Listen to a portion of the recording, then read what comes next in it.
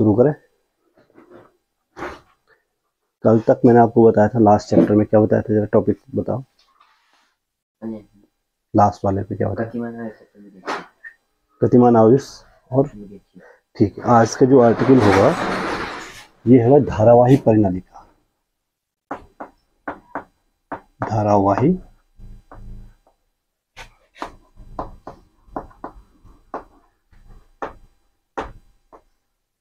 धारावाही परिनालिका का व्यवहार एक चुंबक के रूप में कैसे होता है। धारावाही परिनालिका का चुंबकीय व्यवहार।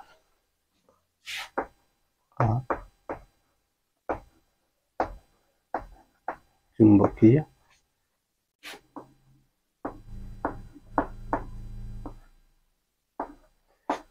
इसको बोलते हैं magnetic behaviour of a magnetic behaviour of A current carrying solenoid.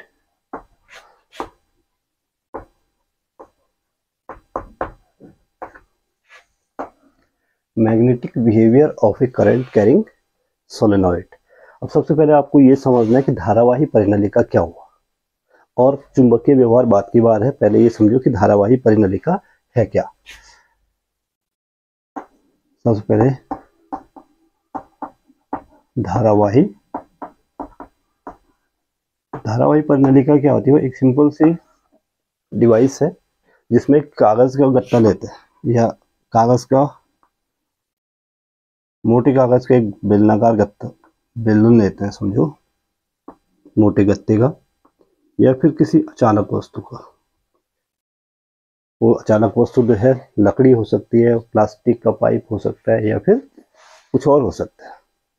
एक बेलन लेते हैं और इस पर जो है तांबे के तार लपेटते हैं। तांबे के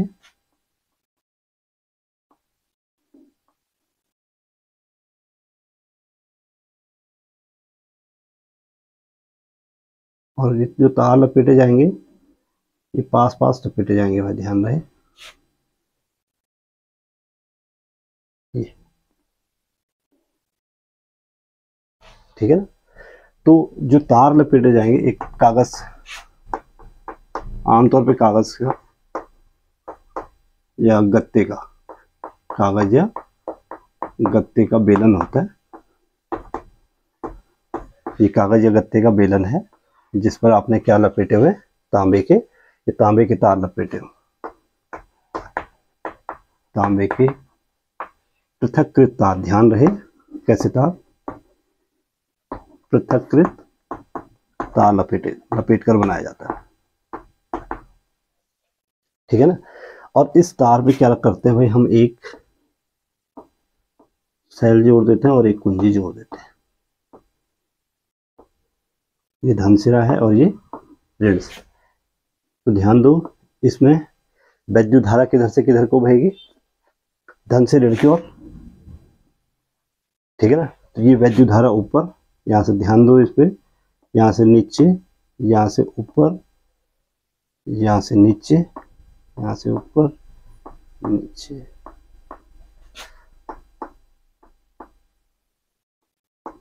यानी यहाँ से वैद्युत धारा इस सिरे में प्रवेश करेगी। ये बैटरी बी है और ये सेल कुंजी के है, T4 G या कुंजी।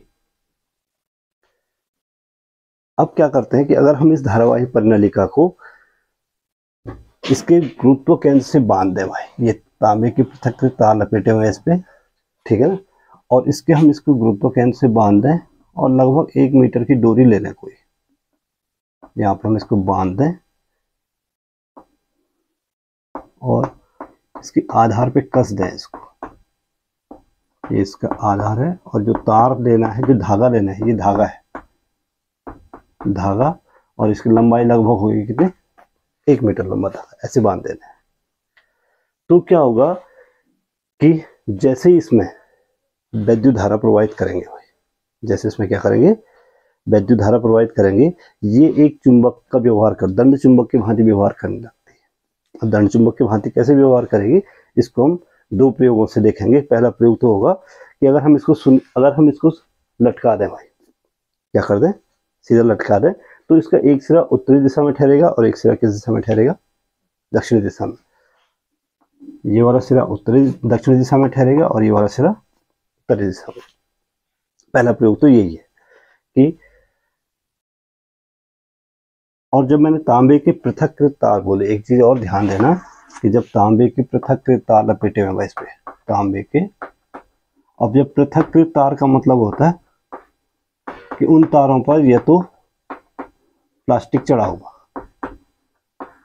या फिर धागा चढ़ा होगा, यानी कि वो एक दूसरे के संपर्क में आएंगे तो क्या नहीं होंगे, उनमें आपस में विद्युत धारा प्रवाहित नहीं होगी, ठीक है ना। वरना क्या होगा कि अगर आपने तांबे के तार एक दूसरे के ऊपर लपेटे, जैसे आप उसमें करंट फ्लो करोगे वो शॉर्ट सर्किट हो जाएगा, होगा नहीं होगा। तो शॉर्ट सर्किट से बनाने के लिए या तो इसको क्या कर दो, इसके ऊपर प्लास्टिक चढ़ा होता है, ठीक है, और या फिर उसके ऊपर धागा लपेटा होता है ताकि वो एक दूसरे के प्रति क्या रहे, वैद्युत रूप से अचालक रहे, एक फेरा दूसरे फेरे के प्रति या अलग, उससे पृथक रहे, यानी उससे वैद्युत रूप से अलग रहे, ठीक है, फिजिकली भले वो टच में है। अब क्या होता है, धारावाही परिनलिका का हम चुंबकीय व्यवहार की बात कर रहे हैं, तो चुंबकीय व्यवहार कैसे करेगा। नंबर फर्स्ट, धारावाही परिनलिका समझ गए आप लोग क्या होता है। धारावाही परिनलिका एक मोटी कागज या गत्ते का बेलन होता है जिस पर तांबे के कई फेरे लपेटे जाते हैं, तांबे के तार के, जो तार एक दूसरे से पृथक्कृत होते हैं, यानी कि क्या होते हैं, इलेक्ट्रिकली पृथक्कृत होते हैं, फिजिकली टच में होते हैं। और उसको बनाने के लिए हम क्या करते हैं, तार के ऊपर तो प्लास्टिक चढ़ा होता है या फिर तार के ऊपर क्या होगा, धागा लिपटा होगा। अब धारावाही परिनलिका का हम क्या कर रहे हैं, चुंबकीय व्यवहार की बात कर रहे हैं। तो चुंबक की भांति कैसे व्यवहार करता है, नंबर फर्स्ट कि स्वतंत्रता पूर्वक लटकाए, स्वतंत्रता पूर्वक लटकाने पर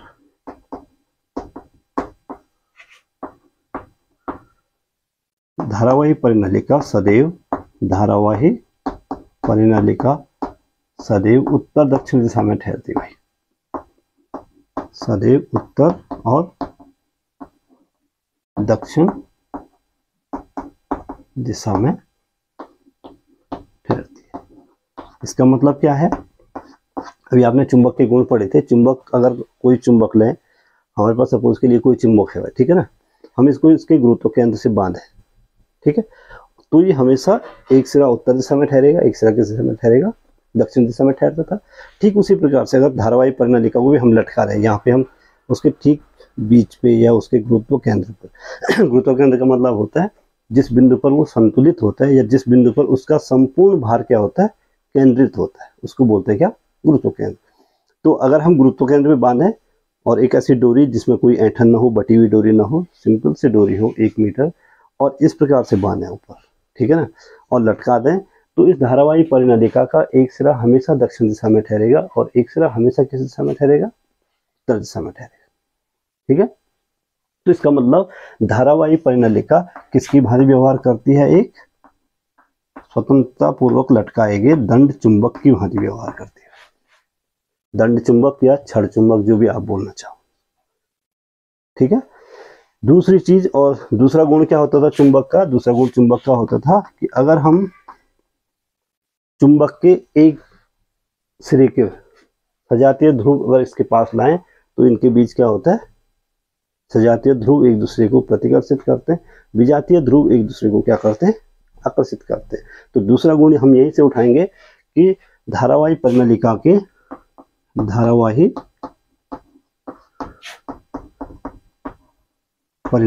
के विपरीत ध्रुवों के बीच, विजातीय ध्रुवों के बीच, विजातीय ध्रुवों के बीच आकर्षण तथा सजातीय ध्रुवों के बीच क्या होगा भाई, सजातीय ध्रुवों के बीच कैसा बल लगेगा, प्रतिकर्षण बल लगता है। ठीक किसकी भांति, ठीक किसकी भांति, फिर से वापस किसी भी चुंबक की भांति, किसी भी दंड चुंबक की भांति, किसी भी नाल चुंबक की भांति, या कोई भी और चुंबक हो, किसी भी शेप का हो, ठीक उसी की भांति जिस प्रकार से चुंबक की, अगर सपोज करें देखो ये ये N ध्रुव है और ये क्या है, S ध्रुव। अगर हम उसको एक छड़ को ऐसे लटकाएं, एक छड़ को हमने एक जो हमारे पास क्या है धारावाही परिनलिका है, इस पर हमने की ऑन की, इसमें धारा बहने लगी, ये चुंबक की भांति व्यवहार कर रहा है, एक सिरा जो है दक्षिण दिशा में है, एक सिरा किस दिशा में है, उत्तर दिशा में। अब हमने क्या किया कि दूसरी धारावाही परिनलिका बनाई। पहले तो लटका के रखी हुई है, इसमें चुंबकीय क्षेत्र उत्पन्न हुआ है। अब हमने ये दूसरी धारावाही परिनलिका बनाई और इसको जो है हमने हाथ से पकड़ा या किसी चीज से पकड़ा, और इसका ये सपोज करें N सिरा है और ये क्या है, S सिरा। तो हम जब इसके S सिरे के नजदीक ले जाएंगे तो ये आप दूर भागेगी। N सिरे को S सिरे के नजदीक लाएंगे तो एक दूसरे से चिपक जाएंगे। ठीक उसी प्रकार से हम N सिरे को N के नजदीक लाएंगे तो दूर भागेगा, और S सिरे को N के नजदीक ले आएंगे तो फिर वो एक दूसरे को क्या करेगा, आकर्षित करेगा। तो इससे सिद्ध होता है कि जो धारावाही परिनलिका है भाई, इन दो गुणों से, मूल गुण है चुंबक के, और इन्हीं दो मूल गुणों से सिद्ध हो जाता है कि धारावाही परिनलिका किसकी भांति व्यवहार करती है, एक चुंबक की भांति व्यवहार करती है। ठीक है, अब बात आती है कि धारावाही परिनलिका चुंबक तो बन गया, लेकिन धारावाही परिनलिका का कौन सा सिरा S सिरा बनेगा और कौन सा सिरा क्या बनेगा, M सिरा बनेगा। तो धारावाही परिनलिका के ध्रुवों का निर्धारण, धारावाही परिनलिका के, ये सबसे इंपॉर्टेंट चीज है, ये समझना, धारावाही परिनलिका के ध्रुवों का निर्धारण, ध्रुवों का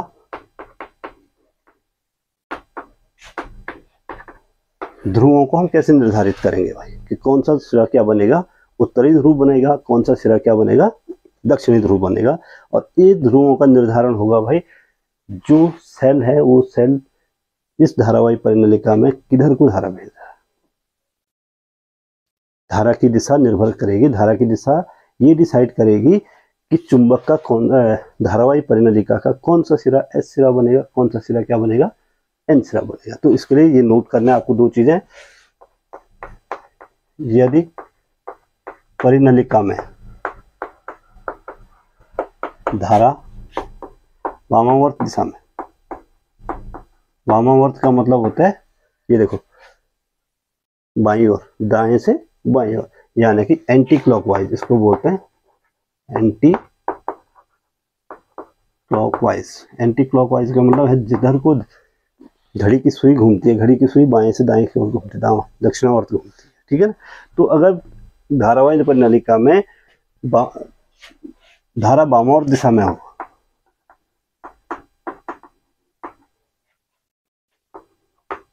या धारा वामावर्त दिशा में प्रवाहित हो रही हो,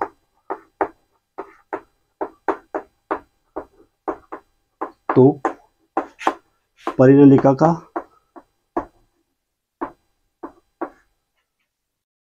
सामने से देखने, परिनलिका को सामने से देखने पर, सामने से देखने पर सामने वाला सिरा, सामने वाला सिरा N ध्रुव बन जाएगा। N यानी कि नॉर्थ पोल, दक्षिण उत्तरी ध्रुव क्या बनेगा, सामने वाला सिरा क्या हो जाएगा। देखो सपोज के लिए ये धारावाही परिनलिका है, मैं सामने से देख रहा हूँ, इसके सामने से, ठीक है, और इसमें जो धारा है वो एंटी क्लॉकवाइज बह रही है भाई, दक्षिण से बाईं ओर। तो ये वाला सिरा क्या बनेगा, N सिरा, और इसके ठीक उल्टा वाला दूसरा सिरा क्या बनेगा, S सिरा। तथा विपरीत सिरा, तथा विपरीत सिरा S ध्रुव बनेगा भाई, यानी कि दक्षिणी ध्रुव। ये नोट करना है। अगर वामावर्त दिशा में बह रही है धारा, तो सामने वाला सिरा क्या बनेगा, N, और उसका उल्टा सिरा क्या बनेगा, S। और इसको चित्र से हम N और S की आकृति, जो N अक्षर होता है और S अक्षर होता है, उसकी आकृति दिखा सकते हैं। देखो काफी इंटरेस्टिंग है कि सपोज के लिए ये आपने कहा ये धारावाही परिनलिका के सामने का सिरा है, क्योंकि धारावाही परिनलिका बेलनाकार है तो सामने का सिरा कैसा होगा, वृत्ताकार होगा। और इसमें हमने कहा कि धारा किस दिशा में बह रही है भाई, किस दिशा में बह रही है, एंटी क्लॉकवाइज बह रही है, एंटी क्लॉकवाइज धारा बह रही है ना, बह रही है। तो अब हम एन अक्षर बनाए, देखो जैसे मैं एन बनाऊं तो एन को हम ऐसे बना सकते हैं, ये एन दिख रहा है आपको, एन जैसा दिख रहा है। एन के सिरों पे अगर हम, अब आपको दिख रहा है कि एन जो है, एन की जो आकृति है वो लगभग समान है किसके, एंटी क्लॉकवाइज। तो ये सिरा एंटी क्लॉक, अगर एंटी क्लॉकवाइज धारा बह रही है तो सामने वाला सिरा क्या बना, एन सिरा। और इसी को आगे देखते हैं कि यदि धारावाही परिनलिका में एंटी क्लॉकवाइज की जगह वामावर्त की जगह पे क्या बह रही है, आपको फिर से नोट करना है, ठीक है ना।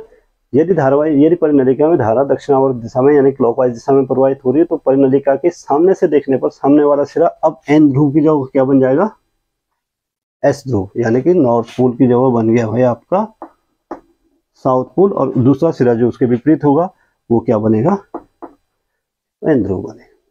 अब एस की आकृति भी बड़ी इंटरेस्टिंग है, एन और एस की आकृति देखो,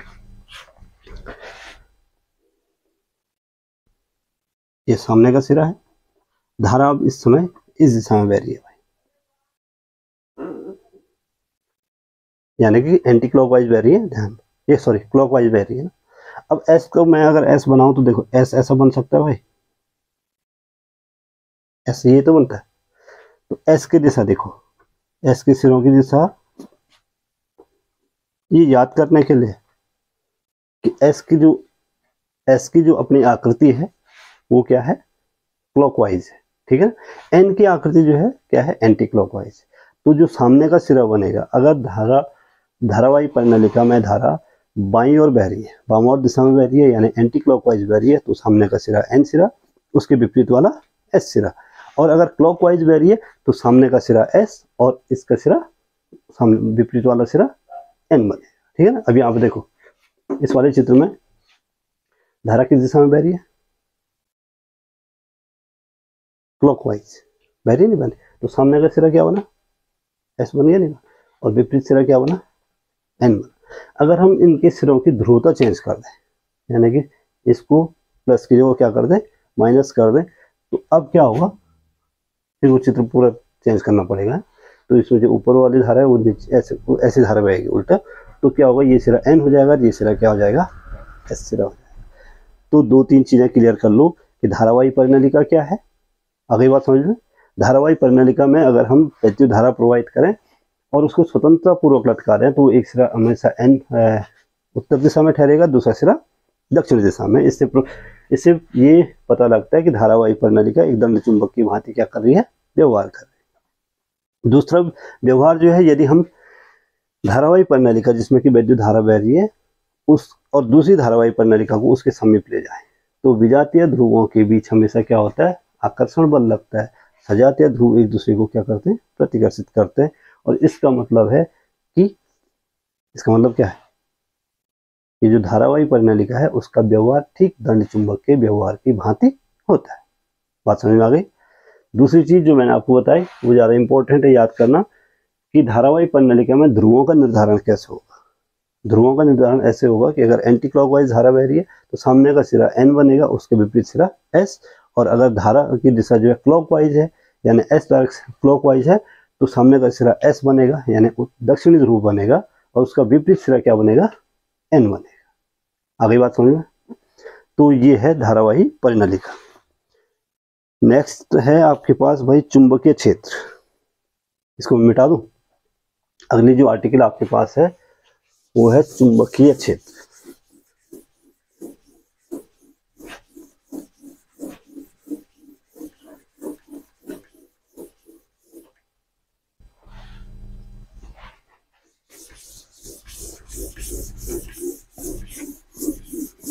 चुंबकीय क्षेत्र क्या होता है,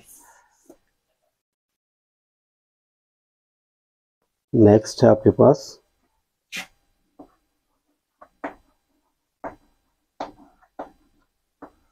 चुंबकीय क्षेत्र, मैग्नेटिक फील्ड।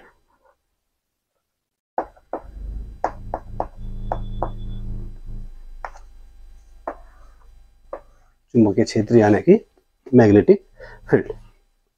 अगर सपोज के लिए हमारे पास कोई दंड चुंबक है भाई, हमारे पास कोई इसका ये एन सिरा है और ये क्या है भाई, एस सिरा है, ठीक है ना। हम क्या करते हैं कि हमारे पास एक चुंबकीय सुई है, कंपास बताया मैंने आपको, एक कंपास लाते हैं और मैं इस कंपास को यहां पे रखता हूं,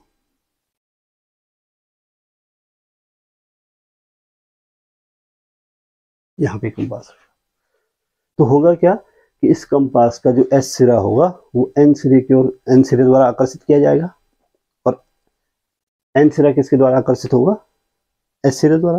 तो ये थोड़ा सा वैसे ही इसको क्या होना चाहिए, जैसे ये पैरेलल है तो कंपास की सुई भी पैरेलल होनी चाहिए थी, लेकिन कंपास की सुई पैरेलल नहीं रह जाती बल्कि थोड़ा सा विक्षेपित हो जाती है भाई, अपनी डायरेक्शन से थोड़ा सा क्या हो जाती है, विक्षेपित हो जाती है। ये वाला सिरा एस हो जाता है और ये वाला सिरा क्या हो जाता है, एन सिरा थोड़ा दूर भाग जाता है, एस सिरा थोड़ा क्या आ जाता है, नजदीक आ जाता है। अब ये चुंबकीय सुई में विक्षेप कैसे हुआ, चुंबकीय सुई में क्या हुआ, अगर हम इस चुंबकीय सुई को थोड़ा और दूसरी जगह पर रखें, अब क्या होता है कि थोड़ा विक्षेप, ये एस सिरा और ये क्या बन जाता है, और यहाँ पे लाए हम चुंबकीय सुई को, तीसरी जगह पे लाता हूँ मैं इसको, तो थोड़ा एस सिरे के नजदीक लाता हूँ तो इसका विक्षेप थोड़ा और बढ़ जा, अलग दिशा में हो जाता है, ये एन सिरा हो गया और ये क्या हो गया, एस सिरा हो गया। तो कहने का मतलब ये है कि ये चुंबकीय सुई को कौन घुमा रहा है, चुंबकीय सुई को घुमा रहा है इस चुंबक का वैद्युत क्षेत्र, इस चुंबक का वैद्युत क्षेत्र। इस क्षेत्र को देखो, किसी चुंबक के चारों ओर का, परिभाषा सिंपल सी परिभाषा है कि किसी भी चुंबक के चारों ओर का वो क्षेत्र जिसमें कोई चुंबकीय सुई एक बल युग्म का क्या करती है, अनुभव करती है और विक्षेपित होकर एक निश्चित दिशा में क्या हो जाती है भाई, ठहर जाती है, उस क्षेत्र को बोलते हैं क्या, चुंबकीय क्षेत्र। और चुंबकीय क्षेत्र अगर हम यहां से एक लाइन मिलाएं तो आपको लगेगा कि ये चुंबकीय बल रेखाएं एन सिरे से निकल रही हैं और एस सिरे में क्या कर रही हैं, प्रवेश कर रही है।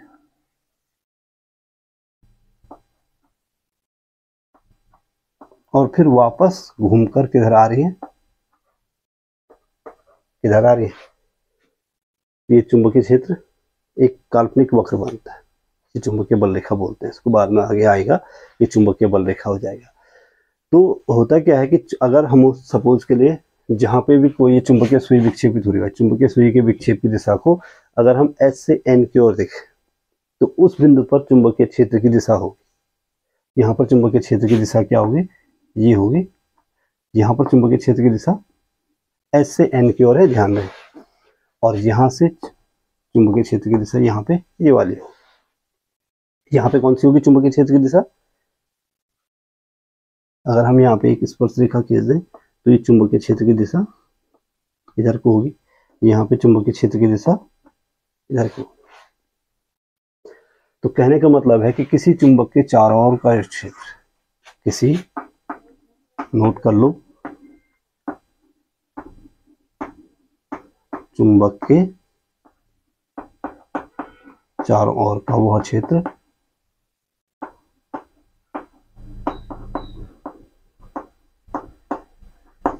किसी चुंबक के चारों ओर का वह क्षेत्र जिसमें कोई चुंबकीय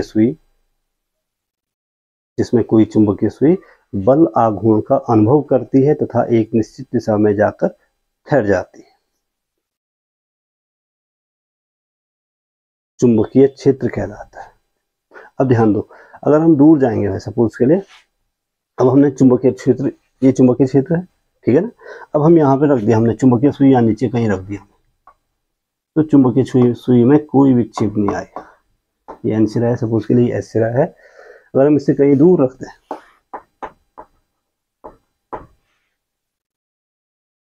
ठीक है ना, और एक निश्चित सीमा के बाद इसमें चुंबकीय सुई में विक्षेप आना बंद हो जाएगा, धीरे धीरे कम हो, पहले चुंबकीय सुई में ज्यादा विक्षेप आएगा, जैसे नजदीक रहेगा, दूर जाएगा तो कम विक्षेप आएगा, और एक स्थिति ऐसी आएगी हम उसकी दूरी बढ़ाते जाएं तो क्या हो जाएगा, कुछ चुंबकीय सुई में कोई विक्षेप नहीं आएगा।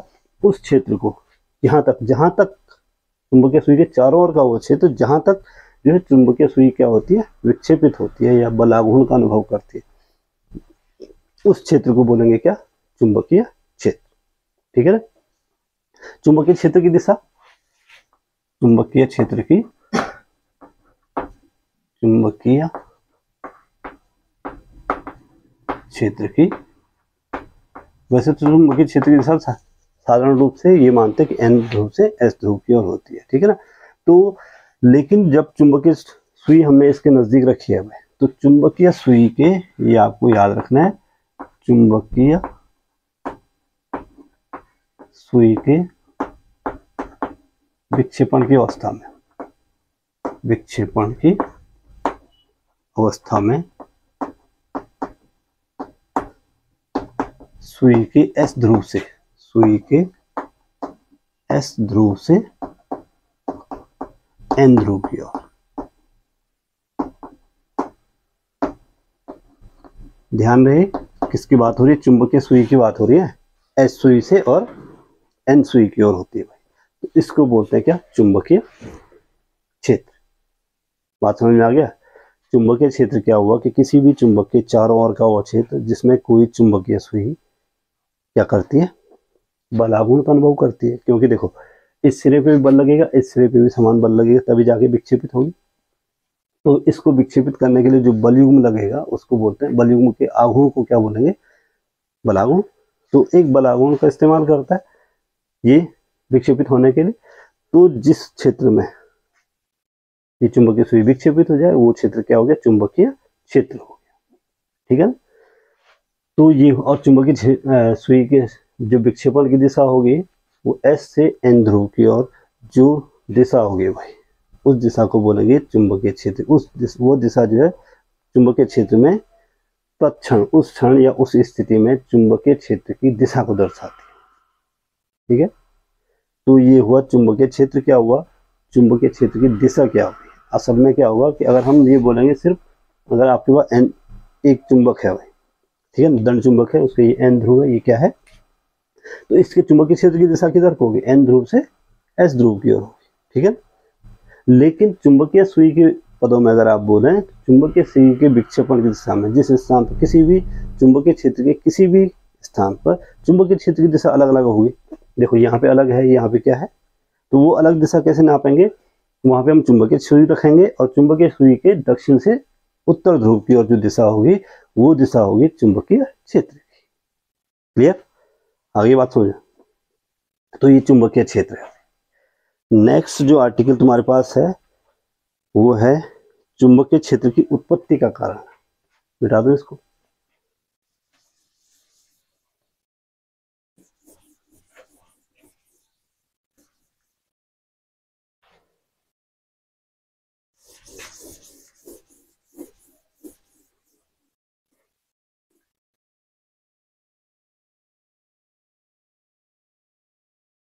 नेक्स्ट जो आर्टिकल है वो है भाई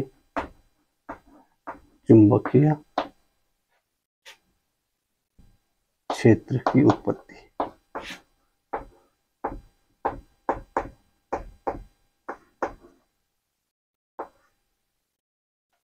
उत्पत्ति का कारण, और इसमें आएगा गतिमान आवेश द्वारा चुंबकीय क्षेत्र। ये है भाई गतिमान आवेश द्वारा चुंबकीय क्षेत्र की उत्पत्ति।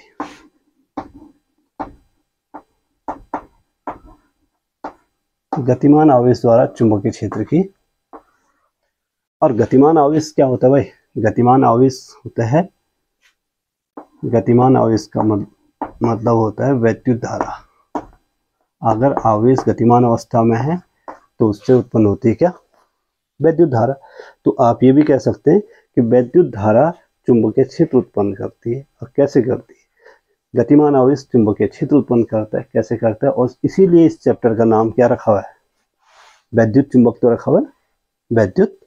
तो वैद्युत धारा से चुंबक चुंबकीय क्षेत्र उत्पन्न करना। कैसे चुंबकीय क्षेत्र उत्पन्न करेगा, इसके लिए हमारे पास ऑस्टेट का प्रयोग।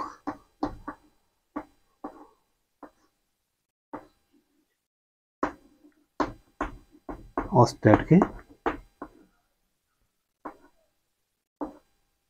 नाम सुना है, ऑस्टेट का नाम सुना है। तो ऑस्टेट का प्रयोग में क्या होता है कि ऑस्टेट एक सिंपल सा प्रयोग है कि हमारे पास अगर हम ये दिखाएंगे ऑस्टेट के प्रयोग से कि अगर किसी चालक में विद्युत धारा प्रवाहित हुआ है, या ध्यान रखें कोई चालक है, कोई तार है, इस तार में हम विद्युत धारा प्रवाहित करें तो इस तार के चारों ओर एक चुंबकीय क्षेत्र उत्पन्न हो जाता है। इस पूरी प्रयोग को दिखाएगा कौन, ऑस्टेट। और ऑस्टेट का प्रयोग में क्या है, एक सिंपल से एक तार होता है, देखो सिंपल सा तार है ये, ठीक है ना। इस तार में अगर हम एक बैटरी से विद्युत धारा प्रवाहित करें भाई, और उस पर क्या लगाएं,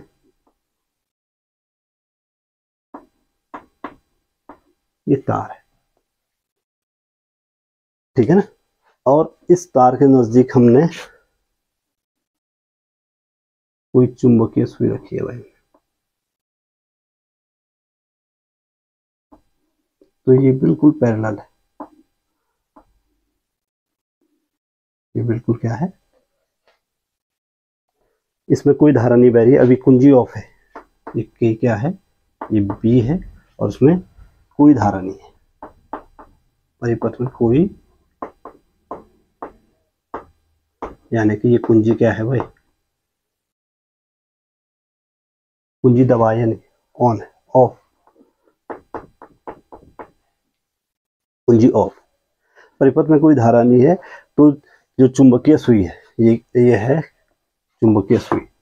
चुंबकीय सुई बिल्कुल उत्तरी दक्षिण दिशा में बिना विक्षेपित, कोई विक्षेप नहीं, चुंबकीय सुई में कोई विक्षेप नहीं है। जो पृथ्वी का उत्तरी ध्रुव है वो उत्तरी ध्रुव में है, जो दक्षिणी ध्रुव है वो दक्षिणी ध्रुव की ओर है, इसमें कोई फर्क नहीं पड़ रहा है, ठीक है।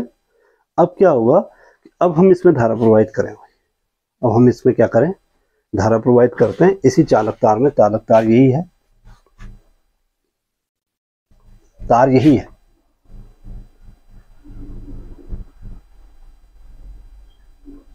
ठीक है ना।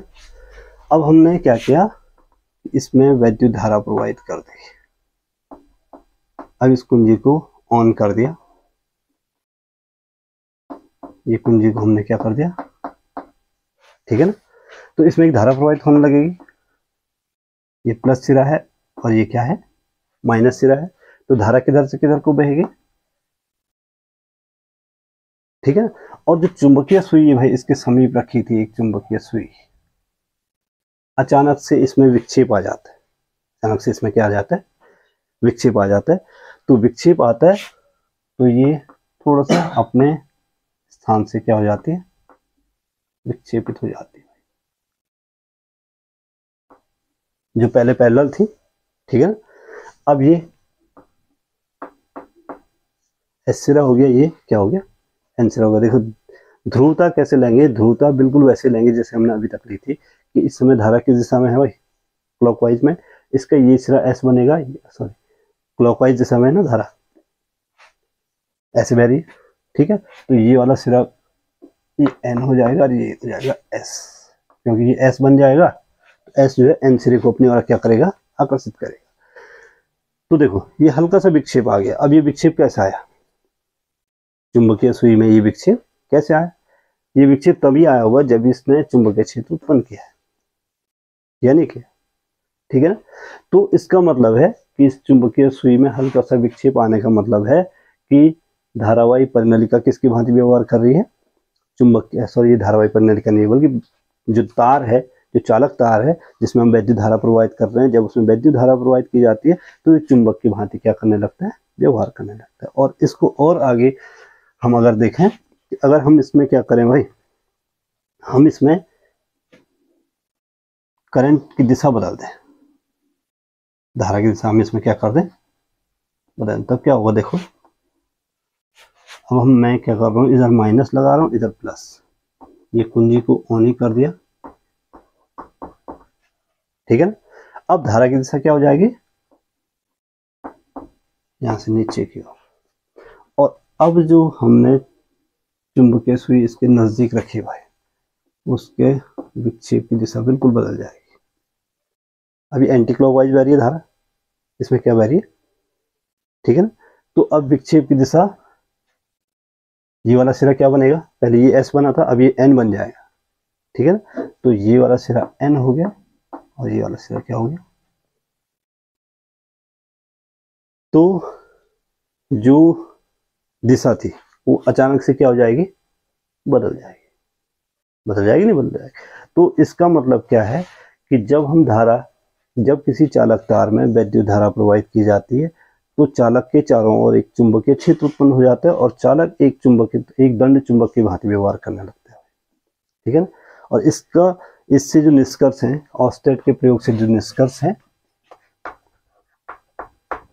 निष्कर्ष यही है कि विद्युत धारा से चुंबकीय क्षेत्र उत्पन्न किया जा सकता है, चुंबकीय क्षेत्र उत्पन्न कर सकते हैं। और जब आप विद्युत वाला चैप्टर पढ़ोगे और फैराडे के प्रयोग पढ़ोगे, ठीक है ना, इसका ठीक उल्टा सोचता है फैराडे। तो फैराडे क्या बोलता है, ऑस्टेड ने क्या कहा कि विद्युत क्षेत्र की सहायता से चुंबकीय क्षेत्र को, विद्युत धारा की सहायता से क्या उत्पन्न किया जा सकता है, चुंबकीय क्षेत्र उत्पन्न किया जा सकता है। फैराडे ने ठीक उसका उल्टा सोचा और फैराडे ने कहा कि जब हम विद्युत से चुंबकीय क्षेत्र उत्पन्न कर सकते हैं, विद्युत धारा से चुंबकीय क्षेत्र उत्पन्न कर सकते हैं, तो क्या ऐसा संभव है कि चुंबक की सहायता से हम विद्युत धारा उत्पन्न कर पाए, ठीक है। और वहां से जो है विद्युत और चुंबक के बीच एक नया संबंध निकल के आता है, वो आगे वाले चैप्टर में पढ़ाऊंगा, ठीक है। अब क्या होता है, और जो विद्युत धारा होती है भाई, आप जानते हैं कि विद्युत धारा किसके कारण उत्पन्न होती है, गतिमान आवेशों के कारण। गतिमान आवेशों की परिणति है विद्युत धारा। जब आवेश गतिमान स्थिति में होंगे तो ही तो विद्युत धारा प्रवाहित होगी, नहीं होगी। तो यहां से यही निष्कर्ष कि आप ये निष्कर्ष पे निकाल सकते हैं कि गतिमान आवेश क्या उत्पन्न करते हैं, विद्युत धारा तो उत्पन्न करते ही करते हैं, साथ में चुंबकीय क्षेत्र भी उत्पन्न करते हैं। गतिमान आवेश क्या करते हैं, गतिमान आवेशों द्वारा हम चुंबकीय क्षेत्र को उत्पन्न कर सकते हैं, यानी विद्युत धारा द्वारा हम चुंबकीय क्षेत्र को उत्पन्न कर सकते हैं। और ये किसका प्रयोग था, ऑस्टेट का प्रयोग। तो ये ध्यान रखना, पूछा जाता है कि आप जो है गतिमान आवेश या विद्युत धारा द्वारा चुंबकीय क्षेत्र कैसे उत्पन्न करोगे, और इसके लिए ऑस्टेट का प्रयोग क्या है। ऑस्टेट के प्रयोग के तीन पार्ट हैं। देखो, पहला पार्ट, ये वाला दूसरा पार्ट, और ये वाला तीसरा पार्ट। पहले पार्ट में क्या होगा कि आप जो है इसमें कुंजी को ऑफ रखोगे, ठीक, इसमें कोई धारा नहीं बह रही है। जब धारा नहीं बहेगी तो जो चुंबकीय सुई है वो बिल्कुल तार के पैरेलल है, ठीक है ना, उसमें कोई विक्षेप नहीं है। जब इसमें आप धारा प्रवाहित करते हो तो चुंबकीय सुई एक दिशा में क्या हो जाती है, विक्षेपित हो जाती है। और अगर आप धारा की दिशा बदल दें, धारा की दिशा को क्या कर दें, धारा की दिशा बदल दें तार में, तो चुंबकीय सुई के विक्षेप की दिशा भी क्या हो जाती है, बदल जाती है। पहले इस दिशा में थी, अब इस दिशा में विक्षेपित हो रही है, ठीक है ना। तो चुंबकीय सुई के विक्षेप की दिशा भी धारा की दिशा के साथ क्या हो जाएगी, बदल जाएगी। और चूंकि चुंबकीय सुई विक्षेपित हो रही है, इसका मतलब यहाँ कहीं चुंबकीय क्षेत्र उत्पन्न हो रहा है, और यहाँ कहीं चुंबकीय क्षेत्र उत्पन्न किससे हो रहा है, उसके लिए हमारे पास सिर्फ एक ही चीज है कि तार में धारा बह रही है, और कुछ तो उत्पन्न है नहीं। उसके आगे पीछे हमने कुछ और तो रखा नहीं है। देखो, ये की तो कर नहीं सकते, सेल भी नहीं कर रहा है, ठीक है ना। तो सिर्फ और सिर्फ कौन सा कारक है जो चुंबकीय क्षेत्र उत्पन्न कर रहा है, वो कारक है कि जब इस तार में धारा बह रही है तो चुंबकीय क्षेत्र उत्पन्न हो रहा है, ठीक है ना। यहाँ से ऑस्टेट ने निष्कर्ष निकाला कि विद्युत धारा किसी भी चालक में यदि विद्युत धारा प्रवाहित की जाए तो चालक के चारों ओर एक क्या हो जाता है, चुंबकीय क्षेत्र उत्पन्न हो जाता है। और चालक ठीक धारावाही परिनलिका की तरह दंड चुंबक की भांति व्यवहार करता है, राइट, ठीक है ना। और तो इसका मतलब है कि वैद्युत धारा से चुंबकीय क्षेत्र उत्पन्न किया जा सकता है, या फिर अब चूंकि वैद्युत धारा गतिमान आवेशों की परिणति होती है, आवेश गतिमान है तभी जो है वैद्युत धारा बहेगी, तो गतिमान आवेश भी चुंबकीय क्षेत्र क्या कर सकते हैं, उत्पन्न कर सकते हैं। क्लियर? बहुत है आज के लिए।